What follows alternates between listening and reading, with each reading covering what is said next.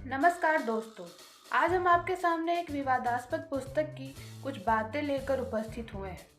पुस्तक का शीर्षक है सच्ची रामायण, जिसे राधाकृष्ण पेपर बैग्स ने छापा है। यह मूलतः पेरियार ईवी रामासामी के तमिल पुस्तक रामायण पाथिरांगल का हिंदी अनुवाद है। सच्ची रामायण ईवी रामासामी नायकर पेरियार की बहुचर्चित और सबसे विवादास्पद कृति रही है। पेरियार रामायण को एक राजनीतिक ग्रंथ मानते थे। उनका कहना था कि इसे दक्षिणवासी अनार्यों पर उत्तर के आर्यों की विजय और प्रभुत्व को जायज ठहराने के लिए लिखा गया, और यह गैर ब्राह्मणों पर ब्राह्मणों और महिलाओं पर पुरुषों के वर्चस्व का उपकरण है। वैसे तो किसी भी पुस्तक का अनुवाद मूल का कभी विकल्प नहीं बन सकती, पर मूल की आत्मा का एक दर्शन अवश्य करा सकती है। तो कौन है पेरियार? इनका पूरा नाम पेरियार ईवी रामासामी नायकर है। 20वीं सदी के महानतम चिंतकों एवं विचारकों में इनका नाम है। 1970 में यूनेस्को ने इन्हें आधुनिक युग का मसीहा तथा दक्षिण पूर्वी एशिया का सुकरात का दर्जा दिया है। ये दक्षिण भारत के महान सामाजिक क्रांतिकारी रहे हैं और इनका प्रभाव वहाँ की सामाजिक एवं राजनीतिक संरचना पर अभूतपूर्व रहा है। उत्तर भारत इनके विचारों से लगभग अनजान सा रहा है। यहाँ उन्हें मुख्य रूप से नास्तिक एवं हिंदी विरोधी समझा जाता है। यह गलत तो नहीं, लेकिन उनका एकांगी चित्रण अवश्य है। हिंदी में ना ही पेरियार का साहित्य उपलब्ध है, ना ही उनकी जीवनी। हिंदी में उनके विचारों पर आलोचनात्मक लेखन भी नहीं है। पुस्तक को पूरा पढ़ने से पहले अगर पुस्तक के अंत में दी गई उनकी वर्षवार संक्षिप्त जीवनी पाठकगण पहले पढ़ ले तो उनके विचारों की एक झलक पुस्तक का उद्देश्य समझने में सहायक होगी। यह क्या सच्ची रामायण है? पुस्तक का यह शीर्षक भ्रामक है। यहाँ आपको कथात्मक शैली में रामायण नहीं मिलेगी। यह मूल रूप से 1944 में तमिल में छपी उनकी पुस्तक रामायण पाथिरांगल यानी रामायण के चरित्र का हिंदी अनुवाद है।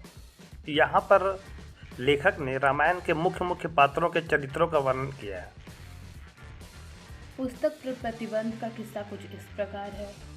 सन 1959 में इसके English version the Ramayana a true reading अनुवाद आया था, जिसका हिंदी अनुवाद 1968 में उत्तर प्रदेश में सामाजिक कार्यकर्ता ललई सिंह ने प्रकाशित किया था, जिसे उत्तर प्रदेश सरकार ने दिसंबर 1969 में प्रतिबंधित कर दिया था और कारण बताया गया था हिंदुओं की धार्मिक भावनाओं को आहत करना। बाद में सुप्रीम कोर्ट ने 16 सितंबर 1976 को इस किताब पर से प्रतिबंध हटा दिया था, पर कोर्ट के आदेश के बावजूद उत्तर प्रदेश सरकार ने इस पर से लगा प्रतिबंध नहीं हटाया।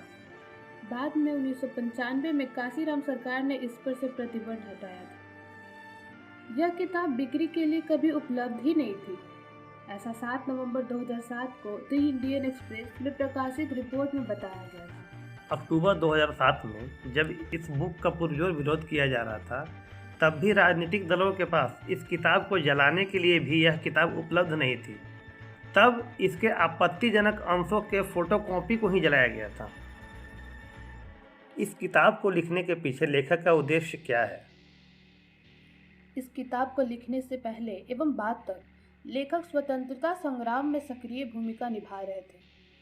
पेरियार का उद्देश्य था तमिल भाषी द्रविड़ों को यह बताना कि रामायण में उत्तर भारत के आर्यों के चरित्रों यथा राम, सीता, लक्ष्मण आदि का उदात्त चरित्र और दक्षिण भारत के द्रविड़ यानी रावण, कुंभकर्ण, शूर्पणखा आदि का घृणित चरित्र दिखाकर तमिलों का अपमान किया गया है। उनके आचरण एवं रीति रिवाजों को निंदनीय बताया गया है। ऐसा दिखाने के लिए प्रमाण रामायण से ही लिए गए हैं। लेखक ने 40 वर्षों तक रामायण का गहन अध्ययन एवं चिंतन किया है। जब उनके लिखे साहित्य का अंग्रेजी अनुवाद छापा जा रहा था, तो ऐसा बताया गया था कि अगर रामायण साहित्य है तो उसका आलोचनात्मक अध्ययन आवश्यक है। उसको पवित्र मानकर अंधभक्ति के साथ उसका अध्ययन करना सही नहीं होगा। यहाँ लेखक रावण के चरित्र को आदर्श बताते हैं तथा राम के चरित्र के दोषों को उजागर करते हैं। महिलाओं पर किए जाने वाले शोषण का भी जिक्र करते हैं।